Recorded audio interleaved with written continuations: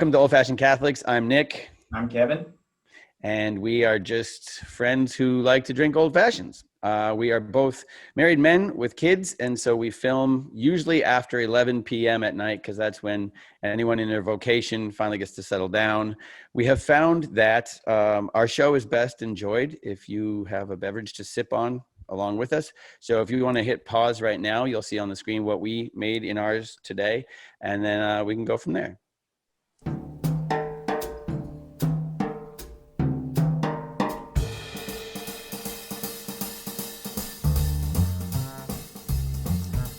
And welcome back. Okay, so I'm going to read this so I don't get it wrong. Our guests tonight studied theology and sacred scripture for 11 years at the Pontifical Biblical Institute and the Pontifical University of the Holy Cross in Rome.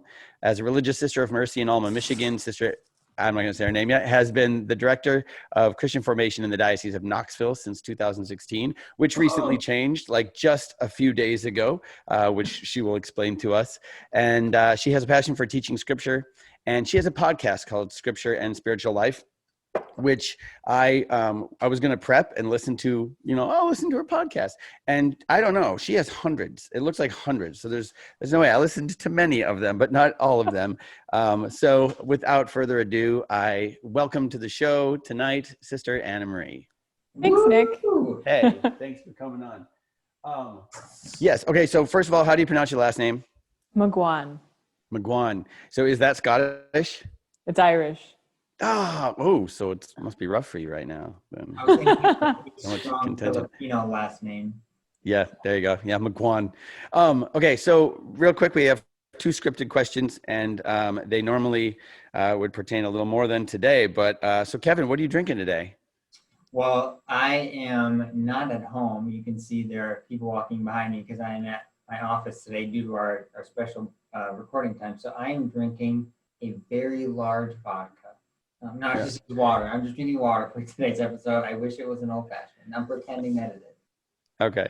I am currently drinking a rye old fashioned with just 2 ounces of rye and then a couple of cherries all in there and a little bit of simple syrup and a huge ice cube. So, and then sister, so what sort of old fashioned are you drinking, sister? I actually don't have anything to drink. I had to look up what an old fashioned was. The sisters and I looked it up together. Did you really? Yeah. That's it sounds awesome. very delicious. I'll tell you that. They are tasty. They're good. They're like an old man's nightcap is what they are. They're not I'm not a partier. They're not a party type thing. So they're just when you're elderly and you want to chill for the night, like Kevin and I, we are elderly. So I did think it's funny that you didn't even have any water around the premises. They are not treating you well. I just forgot it. I'm just kidding. So the second scripted question we have is just because the whole ethic of the show is that we're people who are in our vocation. We work really long, hard days when you're really trying to live out your faith. The end of the day is often pretty exhausting. When Kevin and I when we don't have a guest and it's just he and I, it's usually like 11:30 at night and we look horrible. We're exhausted. And that's kind of the point. So we like to start off with any of our guests with a true question though, not the answer you should give, but a true question. Yeah. But the truly, how was your day? Like, how was your day today? It was fine, Nick. It was really fine. Was it? Yeah, it was. No, it was. So what happened? What did you do? Okay. Right now I'm working in Scotland, and so I'm doing a lot of actually researching and writing and teaching online, which I don't really care for, but I'm getting used to it. At first I was really resistant to the whole like everything has to be Zoom, everything has to be online.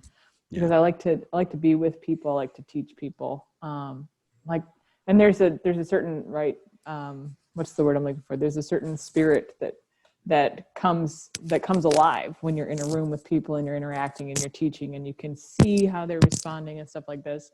Whereas, with Zoom, everybody turns off their cameras and you're just talking to a bunch of black boxes. Yeah. So, I know, it's frustrating. Go ahead. But so anyway, I was really resistant to it, but I've done it a couple times and it's actually not as bad as I thought it was. That's so great. I'm getting used to that. And I was like, how when the Lord, he like slaps you upside the head with something. Mhm. So I was, yeah, we all know that experience. And so I was really like grumbling interiorly about this whole COVID thing and the restrictions and all that. And then finally it was like, you know what? This is what it is. These are the circumstances we have. Like, get to work. Sorry, but I'm talking to myself. Like, Yeah, get right, to no. work. Oh, Seriously. okay, sister. No. You Well, know, I and gotta so go. then Kevin's at work right now, so I know. Thank you, Kevin. You're a wonderful example. So then this priest gave this homily, like not even a day later after I had this, like mini conversion. And this priest is like, if we're not willing to work now, how can we expect that the Lord's going to bless our work when we have the circumstances that we like, when it's easy for us? Why would he, if we're not willing to put in the work now, when we know that the fruit may not be seen by us, why are we going to expect the Lord to be generous to us? And I was like, yeah, I know, I got there yesterday, but thanks for the reinforcement, I got there. So no, it was good. It was the Holy Spirit, double play. And That's great. No, I love that when that happens. So anyway, after that, I just kind of dove in and we're doing it. So you said you had a good encounter today, though? What was that? Oh, so this is really interesting. I'm in Scotland, and we have to keep the churches closed unless you have a person there who can, keep the door open and keep the names and numbers of everybody who comes in, and they have to sanitize their hands, and everybody has to have masks, and we're trying to be really good about that and allowing people to still pray in the churches, but that requires that we have like a whole list of volunteers who sit there Right. and keep track of this stuff. Without the lay volunteers, it would be impossible to have the churches open right now. And they've been awesome. So I came home, and there's a church right next to the convent that is really small, and we don't have anybody there during the day, and so it's locked. And so these two ladies are standing in the driveway at the convent, and they're like, "Is the church open?" And I'm like, "Actually, it's not. We're not allowed to open it." And they're like, "Well, can we pray at another church?" I said, "Yeah, there's other churches that are open." So I told them, and I went inside the convent, and I was like, "Oh, that was not okay." I just knew. I was like, "That is not the way I wanted. That's just not right." So Sure. I go outside, and I chase them down the street. I'm like, excuse me. I'll let you into the church. All right. Some rules are made to be broken. So I let them into the church. We sanitized our hands. We kept 10 feet apart or whatever it is, 50 feet apart. I don't know, whatever. So, so her daughter's sick, and she wanted to pray and light a candle at the shrine of the Blessed Mother for her daughter. And so we went in and we prayed, and then she's like, "God sent you to me." I'm like, "Maybe he sent you to me." It was a beautiful encounter. It really was. And I was really glad that the Lord was like, "Come on, like, get back out there. Like, I know, like, I understand the rules. We did this safely." You know what I mean? Yeah. But it's just like, everybody's so afraid all the time. And I was like, no, she needs to be with the Lord. Sure. So we're going to do that. That's awesome. That's beautiful. Well, we should actually pause. You should tell people you haven't been in Scotland for very long, right? Because you just jumped over beginning of September. Yeah. Oh, it was the beginning of September. I thought it was the beginning of October. Okay. So a little while. And you're in Edinburgh, right? Yes. Yes. I stinking love that city. That's one of my favorite cities in the world. Oh, you should come visit. I told you should come. Yeah. I've been a couple times. Just when I was in college, we would go over spring break. We'd see the whole UK, England, Ireland, Scotland, and Wales through the window of a car in like 11 days. But the first time I went, the first time I ever went was the first time I had flown. It was in college. I hadn't flown before that. And we got on a plane. We got to drive over, and I was in the middle of rereading The Lord of the Rings, and we're walking up in the Highlands in Scotland. And I was just like, I don't know. I was just transported. It was amazing. And then when we first came into Edinburgh, we're driving in, and you come over whatever road we came over, and then there's this city kind of in a bowl, and in the center of the city is just this castle, like up on granite. It's stark. It was just, I was like, is this a real place? Like, I get why so much literature was written, you know, in the UK in general, but yeah, it's just gorgeous. But Especially it's in probably Scotland. different for you day by day, you know, when you settle Actually, in. the city is, I mean, the city is, I would say, amazingly picturesque. Yeah. I was just walking yesterday in what's called like the Queen's Gardens. It's in the very center of the city, right below the castle, right next to, kind of between the Royal Mile and the main shopping street. So it's this beautifully manicured park, you know. And I'm looking up at the Royal Mile, the backside of the Royal Mile, and the different architecture. And then you've got the castle over here, and you've got Holyrood over there, and you're like, wow, this is Yeah, you feel like you're on a movie set. Beautiful city. Yeah, exactly. And then we haven't gotten up to the Highlands yet, but I'd be like, are we in Rivendell? Yeah, well, that's what it felt like. So being in the Highlands was, you know, there's the magic of entering Edinburgh, but then you head up into the Highlands, and it just feels like it's otherworldly. It has just a mystique to it, and it's, you know, it's cold, and there's sometimes at some points there's misty clouds flowing by below you and stuff. Yeah, it's just awesome. Edinburgh? Are you staying in a monastery then? We have a convent here. Yeah, Convent? there are 4 of us.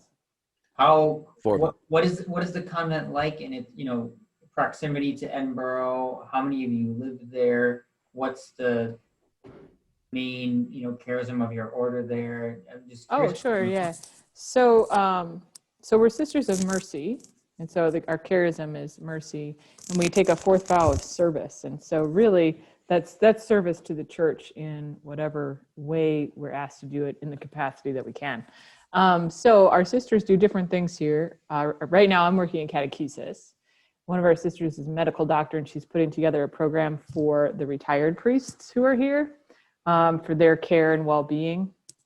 We have another sister who's working in the cathedral parish, and the 4th one who's the director of properties for the Archdiocese of Edinburgh. So she oversees all of the properties, meaning all the churches, all the parishes, all the rectories attached to the parishes, that kind of stuff. So that is hardcore.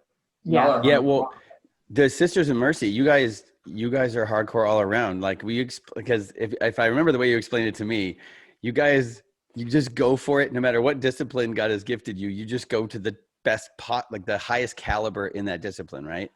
Yeah. So the sisters are usually, if possible, educated to a terminal degree, if possible, right? So sometimes that doesn't work for whatever reason, but we do try and do that. And the goal there is because we see education as a service. So my education is not for me.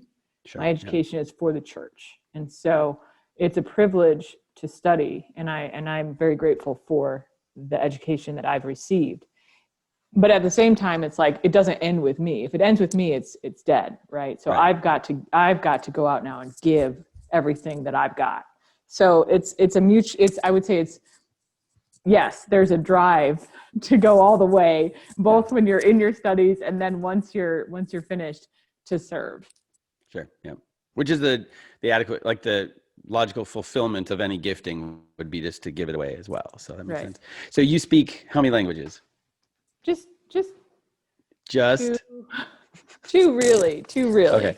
Why did they call you Sister Westpoint then? Does it have to do with the languages? No, that's. Yeah, tell them. Are you okay telling the backstory? Oh, yeah. That's okay. I went before I entered the convent, I went to the United States Military Academy.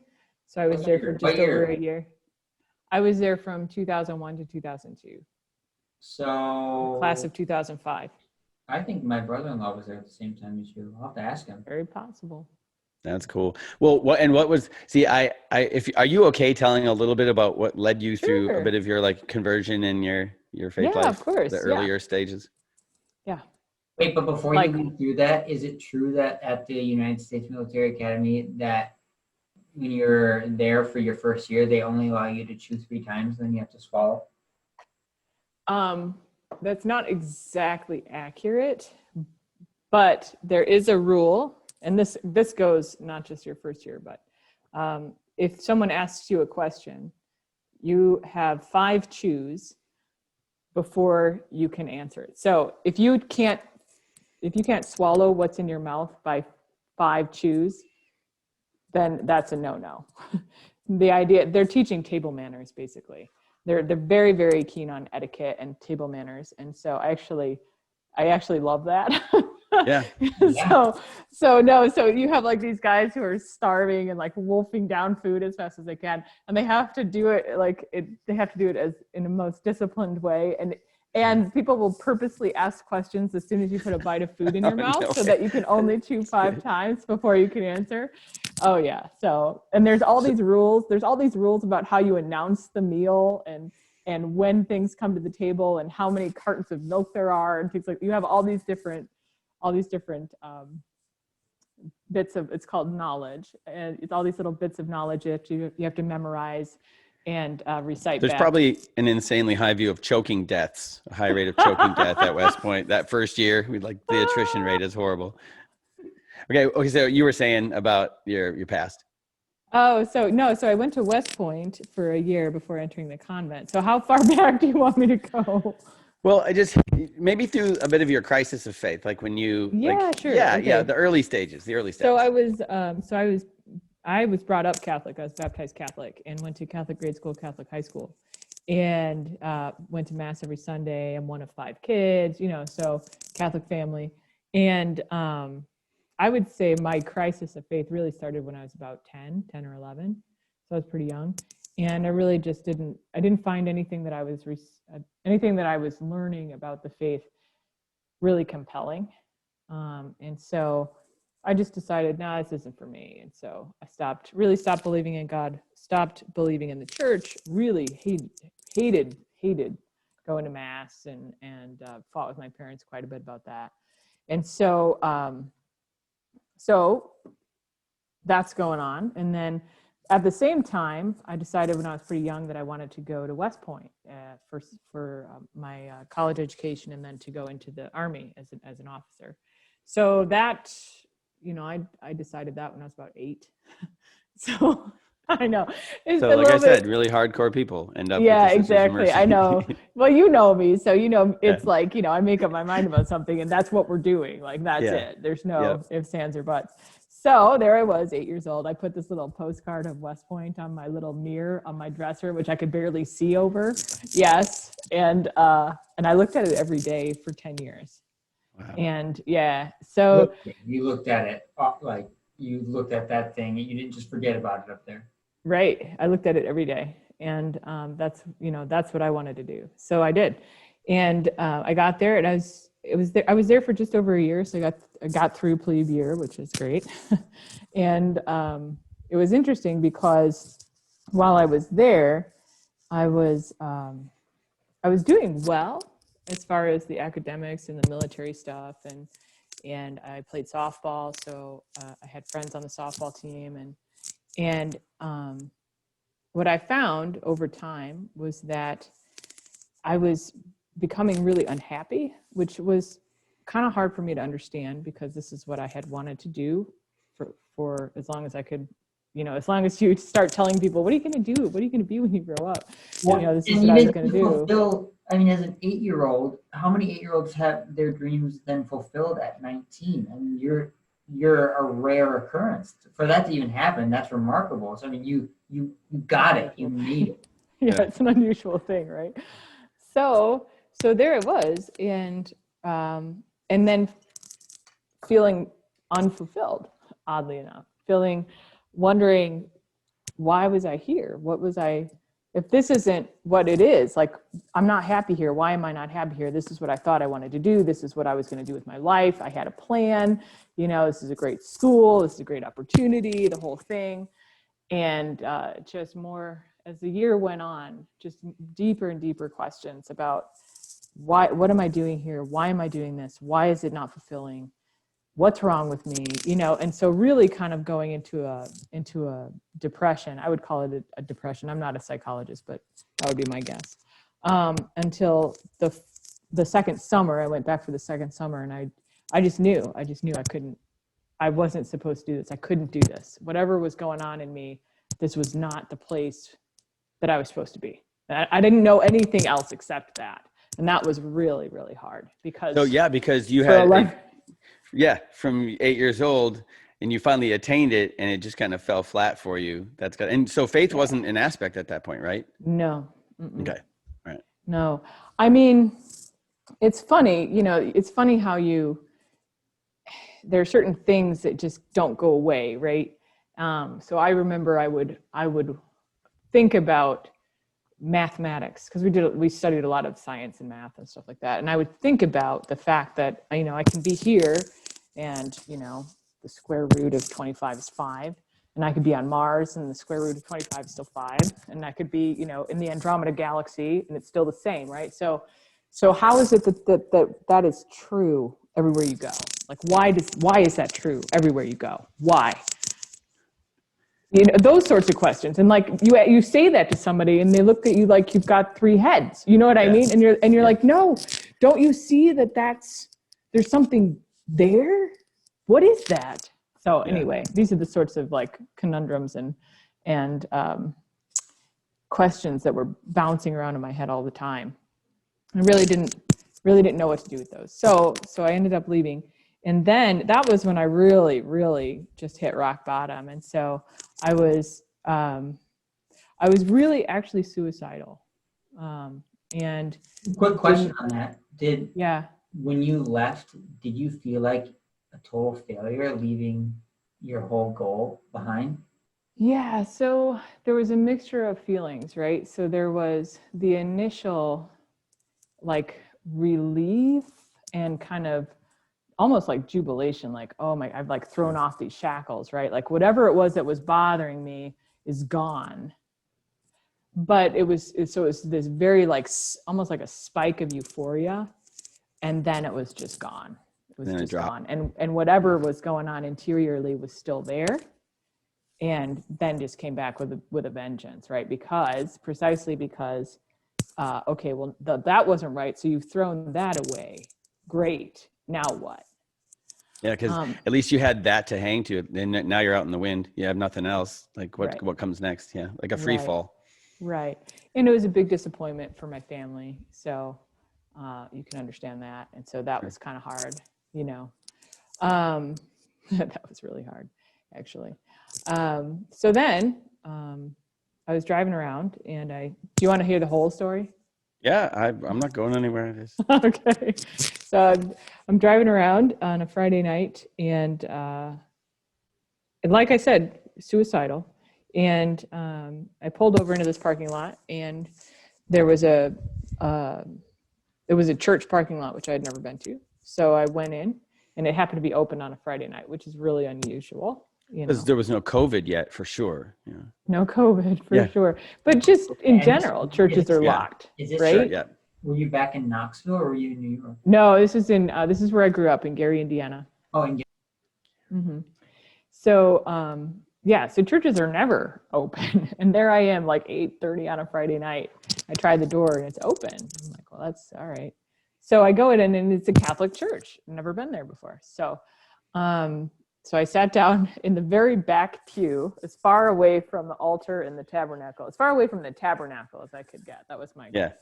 And I just looked at the tabernacle, and I just said, and there was of course the red candle, right? So I knew it was a Catholic church. I knew what that meant. And so I at least had been taught some catechism, right?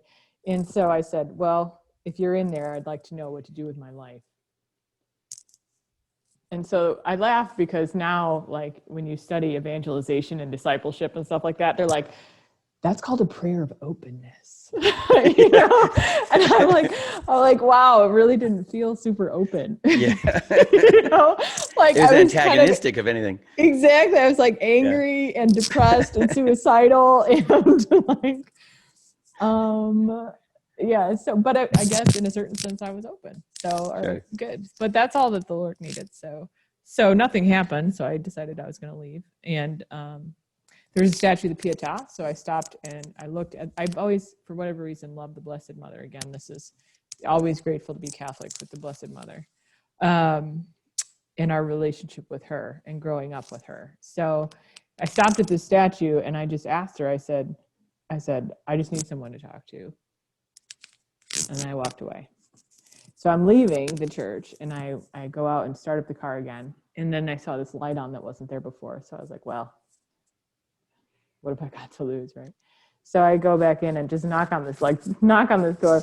And so just to give you the picture, right? So I'm just out of Westpoint, right? So I'm buff, as much as a girl can be buff, right? I've got a hooded sweatshirt on, a baseball cap, and glasses, right? So I would not have answered your knock. Right? Yeah. Exactly. So it was like, so this door opens, and it happens to be like the parish offices is what it is. And I had no idea. And the door opens, and then there's this priest that answers the door, and he like takes one look at me. He's like, can I help you? Like, I'm all thugged out. It's terrible. So I didn't know him, but I recognized his face because when I was about 12, I want to say I was 12 or 13, my parents took me and my sister to mass at the last mass on Sunday evening in the diocese. The guilt right? mass. Yeah, the guilt mass. Yeah. Like, you didn't go in the morning, so you got to get there. So it draws people from all over. Love that. I love those masses. Yeah, it's so a good it's mass. 7:30, right? And it's got people from all over the diocese. And of course, the whole way there, we're like, why do we have to go to church? You know, we thought we got out of it that day because we had missed, right? Why do we have to go to church? I hate going to church. And oh gosh, you know, music is terrible. Homilies are boring. All they want is money. Nobody cares about their kids. You know, the usual litany, right? Yeah, the cliches. Yeah, exactly. And so we're doing that. And we got there, and this little priest got up for his homily, and he's like, really, how could I put this? Almost timid. And he goes, I just want to talk to all the young people in church tonight. I want you to know that I love you and that God loves you and that we want you to be happy and we want you to go to mass and find meaning and purpose in your life. And I don't remember what else he said, but that was the gist of it, right? And so how many years later? 7 years later, I knock on this door, and that priest answers the door. And I don't know his name. I don't know anything about him except that stinking homily. Yeah. And I was like, and I had no idea he was at this parish because I didn't. That's awesome. Been there before. So And, I mean, how many homilies have you forgotten over the years? Let's be honest. Yeah. I you remembered that one. right, Yes. I know. So that's what I said to him. I was like, Father, 7 years ago, you gave a homily and you told us that you loved us and God loved us and you wanted us to come to church and be happy. And I need to talk to you right now. And he saw you flexing, and he's like, Yeah, your biceps. He's like, okay, whatever. Just, you want my wallet too? Because, okay. Semper Fi. That's the Marines. Dang it. But that's okay. That's right. "Boo, Nick, boo." So he's like, okay, why don't you come in? And so we sat down. He's like, well, what can I do for you? And this, I think, like I've said this 1,000 times, but this is truly the Holy Spirit and also the grace of the sacraments, especially confirmation.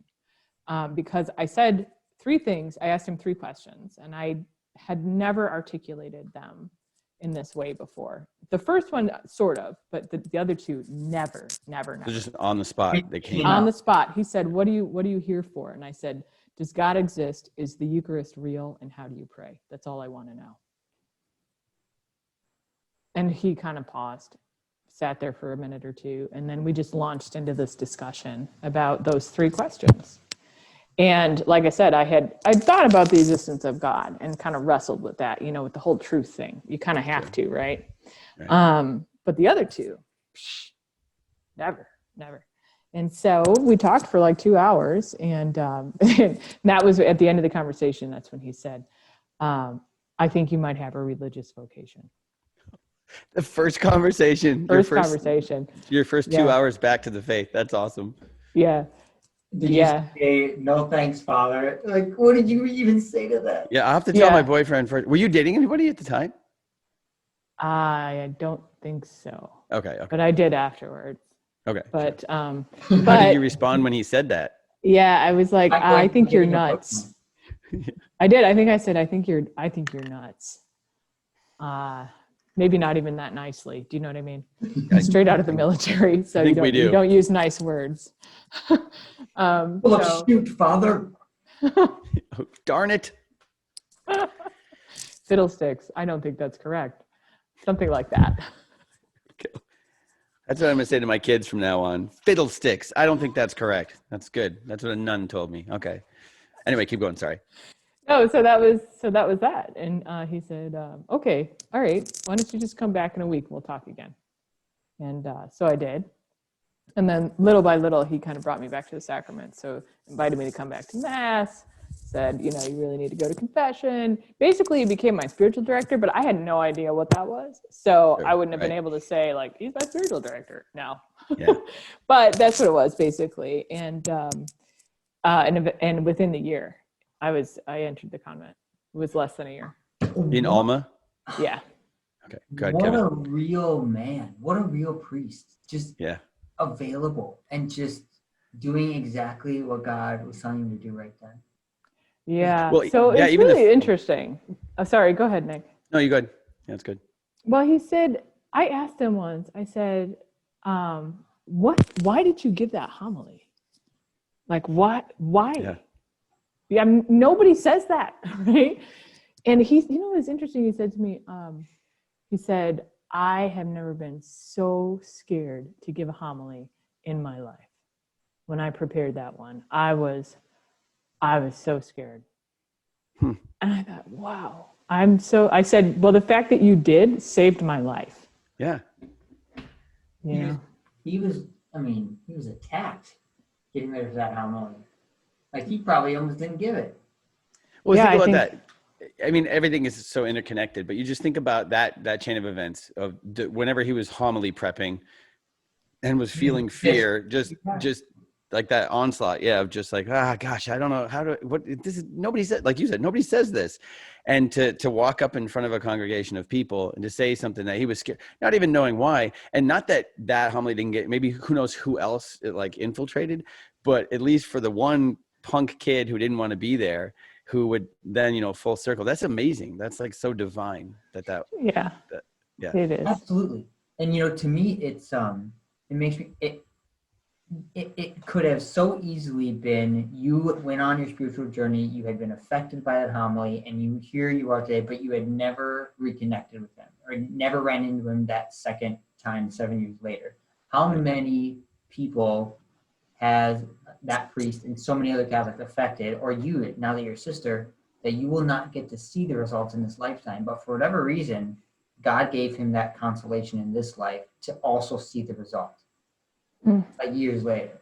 Yeah, because every person you touch, like every person that you have reached through like your active full tilt ministry, just in Knoxville alone, like everybody you've touched in a very real sense is stemmed from that one guy fighting back fear to do that one homily. You know what I mean? Like, I mean, granted, there's infinite choices. God brings, that wasn't your only shot or whatever, but just that idea that's just amazing that he brought. It was pretty close to my last shot.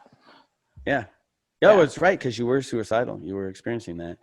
So are you still in touch with him now? Is he still? When I've gone to visit my parents every few years, I'll stop in and say hello. And so he's still there. He's still in the diocese, and he's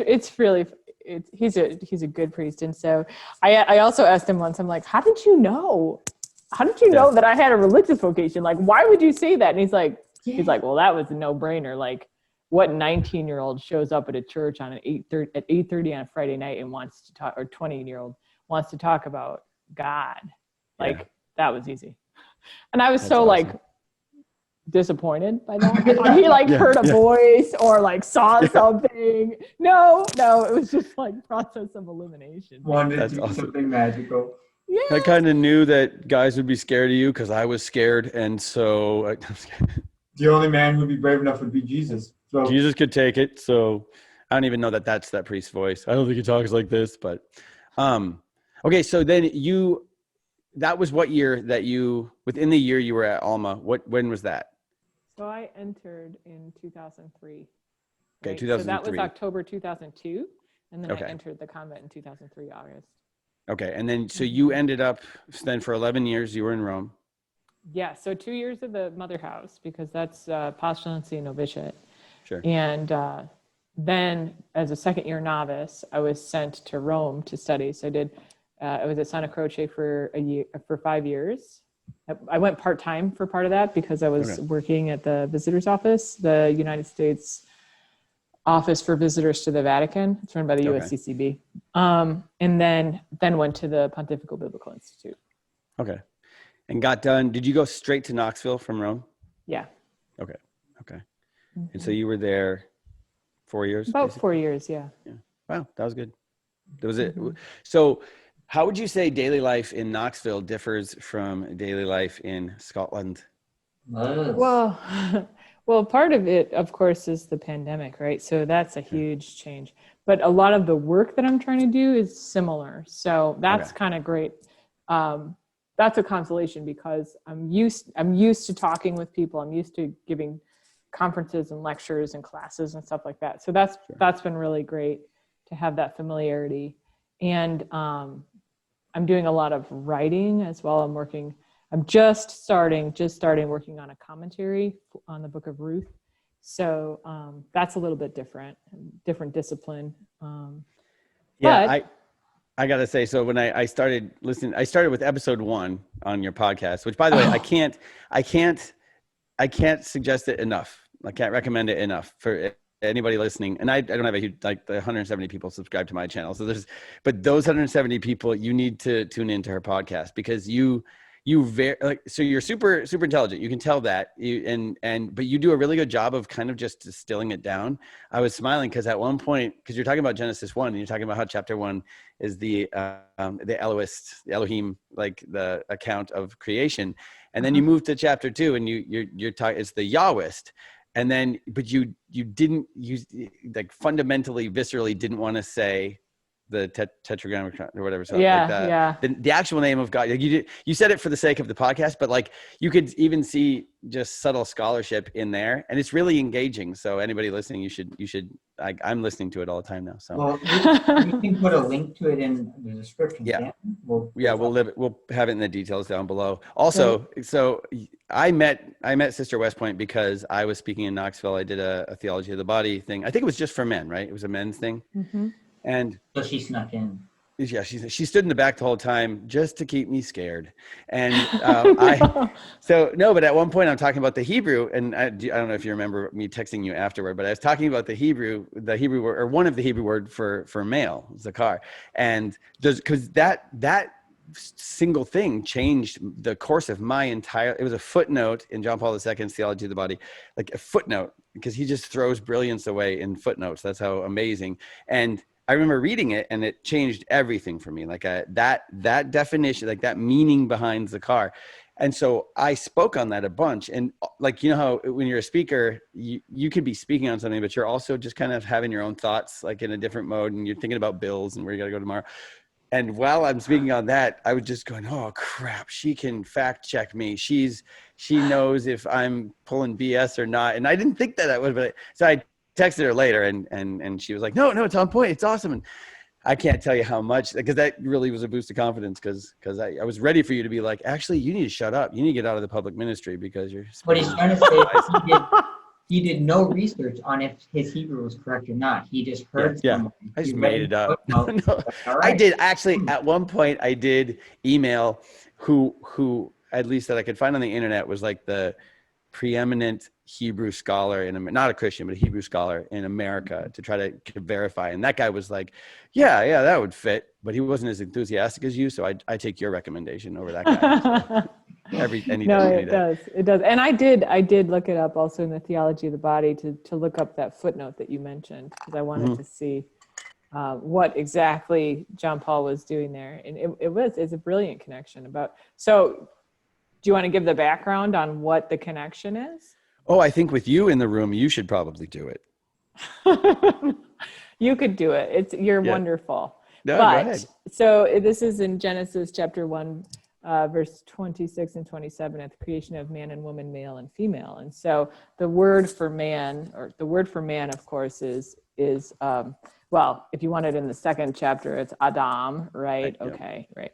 So, but the word for male and female is different. The word for male is zakar. So that's when he's not talking about humanity in general, but actually man and woman, male and female, right? It goes from Adam down to zakar. Yeah, Adam, zakar, and then the female is nekedah. Yeah. Or Okay. if you're from Minnesota, you say negava. Okay, that works too. So anyway, but the root, the Hebrew root is what we call a triliteral root, which means it has 3 consonants. So Hebrew is a consonantal language. It's written only in consonants, and then the vowels go up and down, above and below the letters, right? And so the verbs and the nouns are related by these triliteral roots, which we also have in English. You just don't think about it as much. Sure. But anyway, zakar is the verb to remember. Okay, and so when in Genesis it describes male as zakar, there's a connection there with that meaning to remember, right? So in this, if you want to look at it etymologically, to be male is to be a remembrance of God in the world. You are meant to, when people look at you as male, they are meant to think of God, and especially God as Father and Creator. Yeah, you nailed it. Well, thanks. Because I never had the like above and under. I don't have any of that, so I'm gonna. That's okay. You don't need that. No. In the future, I'm stealing that from you because I'm gonna do the. Oh, I'm gonna sound really intelligent, but yeah, no, just that fact that well, and because then you move forward because the Passover is to be a remembrance to all the ages. Like when they celebrated the Passover, they didn't think they were intellectually remembering. They were participating in they were made present in the event of the Exodus. Exactly. And then you have Jesus saying, do this in remembrance of me. Now, he said that was written in Greek, but it was the same concept. He was taking the Passover and saying, well, no, you're made present in this one-time event of the Passion of Christ. So before the Passion, or before the Eucharist and before the Passover, there was Zakar, there was male. There was, before all of it, there was the remembrance of God that we're supposed to be. And for me, I remember in my youth minister's office in Duluth, Minnesota, just reading, preparing for the next Monday night, I had to do TOB, and I hit that footnote, and I remember like shutting the book, and I pushed back from the desk, and I didn't open it for 3 weeks. I just went with the notes I already had for the next couple weeks. I was too scared, not even scared. I was too like in awe to go back to even reading, because that kind of overtook my brain for weeks. It's just, no, when you wake up tomorrow morning, here's the car. Whatever you thought you were, whatever you have tried to be, you're supposed to be this, man. And then, but when you like lock into that, when you fall into that and you just embrace it, like you there's never a moment that doesn't have purpose. There's never a moment without power, because you can be who a male was supposed to be. And then it ripples out all the misconceptions about masculinity and all that. It just starts to inform, like JP2 said, it's not just informative, it's transformative. So you hear just something like that, just that one zakar and negava. When you hear those two things, that kind of explains all of existence all of a sudden. And you're like, okay, I'm set. Like I know my course now. So yeah. Yeah.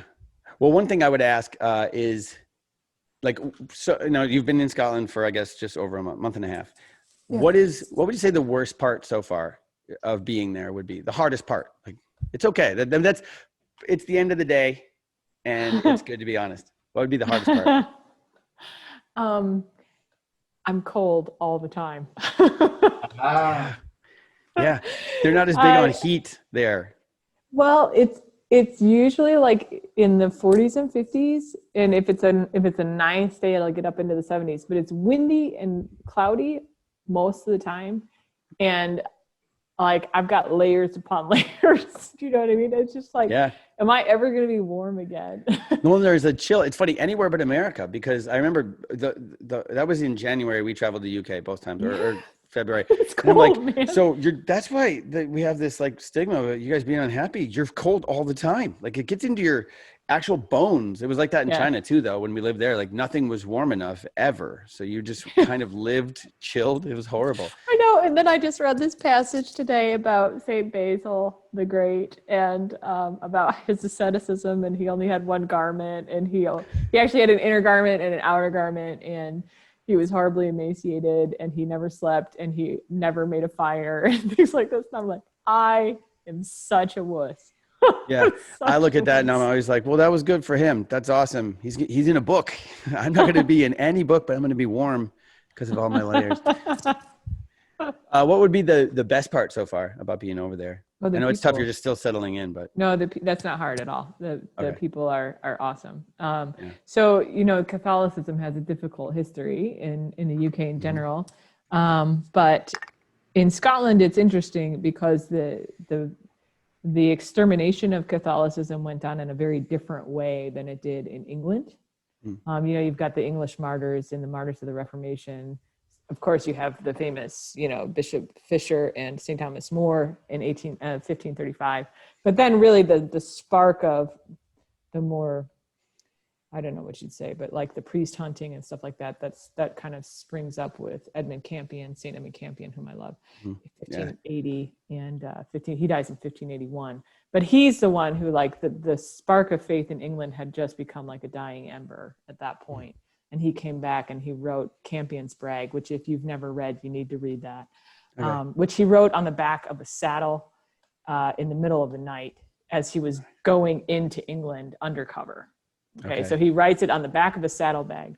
He wrote it because he knew that he would be caught and arrested, and he wanted the reasons for his coming to England to be publicized and out there before he went to trial, because he knew when he was on trial that the truth would be disguised. We'll put the links to, say it again, the title. Champion's Brag, BRAG. We'll put that in the link below too as well. So that's a beautiful document, and it's written to the Queen, so it's beautiful. But anyway, so that's the Reformation in England, right? But then in Scotland is very different. The Scottish Church is not Anglican; it's actually Presbyterian. Okay. And so the destruction of the monasteries and the churches took place in a very different way. Basically, I'm still learning about it myself, so I don't want to say too much and misspeak. But what happened was really a change of worship, first of all. And as you know, cult informs culture. And so as the worship was suppressed, then also the Catholic culture became unwelcome. And so you had some very, very, very destructive moments in the church in Scotland, tearing down of cathedrals, not just stripping altars, we're talking about like destroying churches and burning down churches. Yeah. And it, it's illegal to be Catholic and all that usual stuff. So the church here has suffered a great deal. And but the Catholics that I've met and who are here in the parishes, faithfully living their Catholic lives quietly, and they're awesome. They're so inviting. They're warm. They love their faith. I don't know. It's hard to and I don't know if that's because of the fact that they fought so hard just to be able to worship. Sure. I think that's definitely part of it. Sure. No, that's what you find. You kind of find that wherever you go. If we as missionaries, we've lived kind of all over, and people are, what's the greatest part? You do kind of, there's beautiful scenery and there's great history, but it comes down to the people are always the best part of any place, which makes sense, theologically even, but just, it's cool that would be what would stand out for you, even in the short time when your jet lag's barely gone and you're fresh and new, but that is what stands out, is the interaction. And that's a testament to you too, is seeing that's the best part of a place, is the people. That's good. And they're lucky to have you. Yeah. They're lucky to have you guys. I don't know anything else about being there right now. I do want to check in with you maybe in like 6 months, do another episode and see, so how are things going for real now? And maybe by then you could just pick up a little bit of scotch or something. You're in Scotland, so I'm just kidding. You don't have to do that. I'm just joking. I might have some water though next time. Yeah, at least that. If you just bare minimum. I will send you a bottle of water if you would like me to. I just forgot. Yeah, sure. Whatever you gotta tell yourself. That's fine. No, okay. I'm trying to think of anything. Kevin, anything else before we? Oh man, I have a whole nother episode's worth of questions in my head. I know, that's what I was thinking. I was like, well, I don't want to drag it out too long, but Yeah, if you'd be willing to come on again, we should touch Of base. course. Are you 6 months kidding or me? so. Are you kidding me? Yeah. And I'm trying to think. So you have the podcast. We'll put the links in down there. Well, right now, like I said, I'm doing all these catechetical lectures online. So if people Okay. Are they available in one spot? Yeah, if you go to the Archdiocese of St. Andrews in Edinburgh, go to their website, they have an events page and they're listed on there. And so it's a Zoom, it's all Zoom format. It's invitation. So you have to register. You basically have to email me and then I send you the registration link so we don't get any people like bombing the meeting and doing weird stuff. Right. Yeah, because that happens. So it does, unfortunately. But so if they're interested and they want to just sit in, even though they're across the ocean, that's no problem. That's one of the benefits of Zoom, right? It is. It is one of the good things to come out of, I think, being locked down worldwide is people have recognized the need for touching base with people. And so I think they have reached out a lot more, even if it's just this. They're not stuck in their daily lives where you can just keep your head down and forget about people. And so it has been one good silver lining of for sure. all the other. All right, well, here we go. You don't have a glass to raise. Kevin, you got a glass to raise? All right, let's see. All right, we'll make a toast to you. Let's toast to Sister Westpoint up in Edinburgh, that she make it to the Highlands and that she be the first one to find Nessie. Amen. Yeah. Cheers. Here we are. All right, thanks, sister. We'll see you again. Thanks, Nick. All Bye. right. Bye.